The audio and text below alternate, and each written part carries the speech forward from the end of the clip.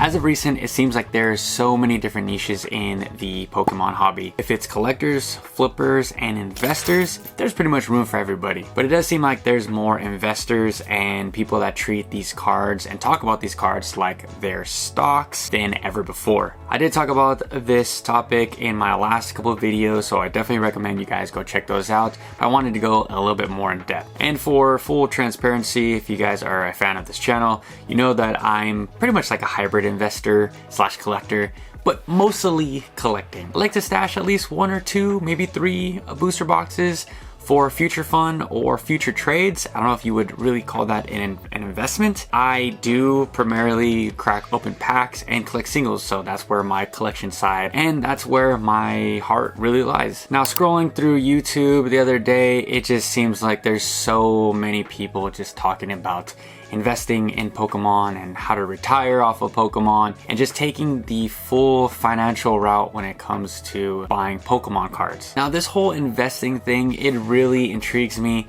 I'm really curious to see how this plays out in 10 to 15 years, especially because this whole niche has been so new. So as a sealed collector, investor, what I want to address to you guys is our first point, and that is storage. So I've only been collecting since the Sun and Moon era. I got some Sun and Moon stuff back there and a lot of Sword and Shield, and as well as Scarlet and Violet. I'm currently experiencing a lack of storage. I live in a small house. Pokemon products take up a lot of space, and this isn't really the case when you see stocks and crypto or just traditional things that you would invest in. So I really think that this is something to think about if you're going to go all in on investing in Pokemon. It really does seem like a 3 to 5 year plan if you're here to just buy some booster boxes, stash them away, and then just forget about them. But if you want to maximize your dollar and sell at the top, then you're gonna have to be paying attention to the market quite a bit. I just couldn't imagine myself going tens of thousands of dollars into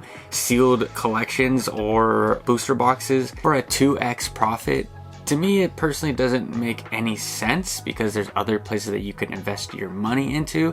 So this is why it kind of bothers me, this whole space of, you know, sealed collecting and then seeing all these like 17% up from Evolving Skies from last month, blah, blah, blah. It doesn't really matter. It doesn't really matter because you're not going to be moving in and out of these booster boxes just because it went up 17%. We're on the opposite end.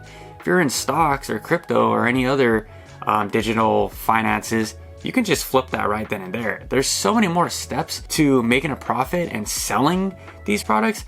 I have so much stuff back there that I don't even know how I'm going to sell them.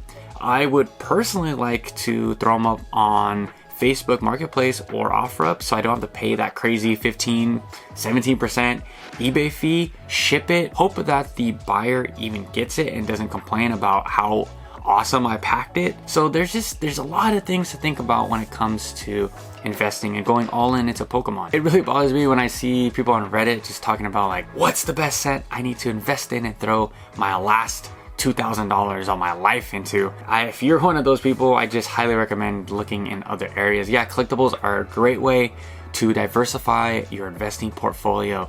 Sure, but I'm not gonna put all my eggs in the Pokemon basket because there's just so much work that goes into it. So shout out to you guys that actually do make this a living in investing in Pokemon and know exactly what products to buy and how to flip and sell. Shout out to you guys. Why I wanted to make this video is because when I first got back into the hobby, I was so new to the whole Poke YouTuber space, and a lot of the videos that I first saw was about investing into Pokemon. I thought that was a super foreign topic to me. I was like, aren't we here to just collect and kind of be hoarders and store and show off some of our collections and talk about it?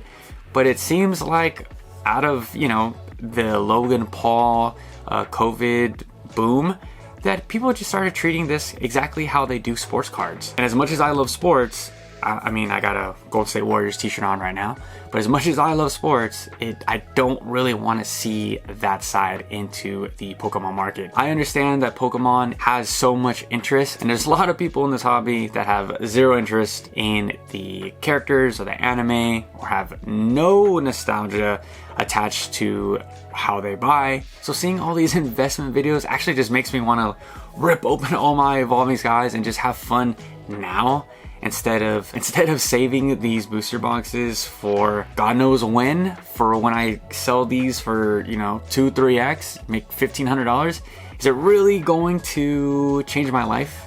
Probably not. So how I'm looking at all these investing markets and talk is I'm kind of not. I'm currently just buying the booster boxes that I like. I really like Scarlet and Violet base.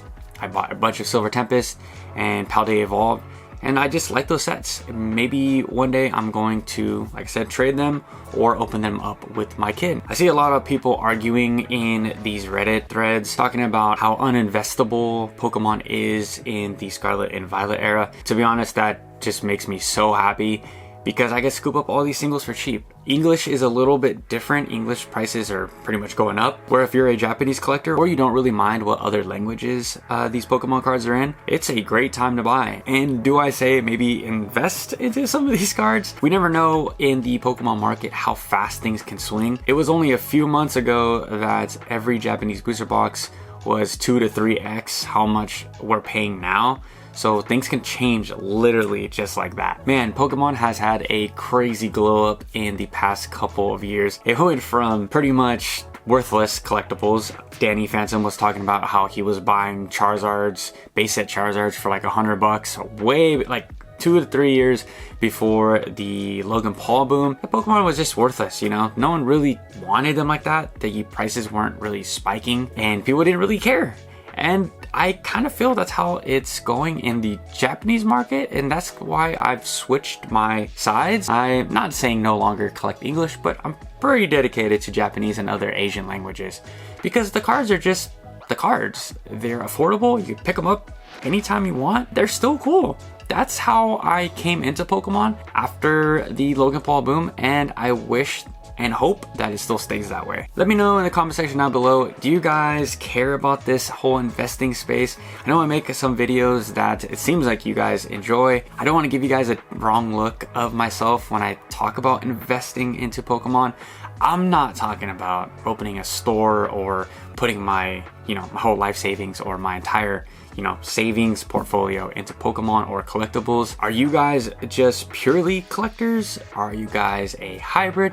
I would love to know in the comment section down below. Does it bother you that Pokemon has this niche of these damn near investor bros that just want to make a quick buck out of our wants? I am super curious to my audience to see what you guys think. Till next time, I'll catch you guys later. Peace.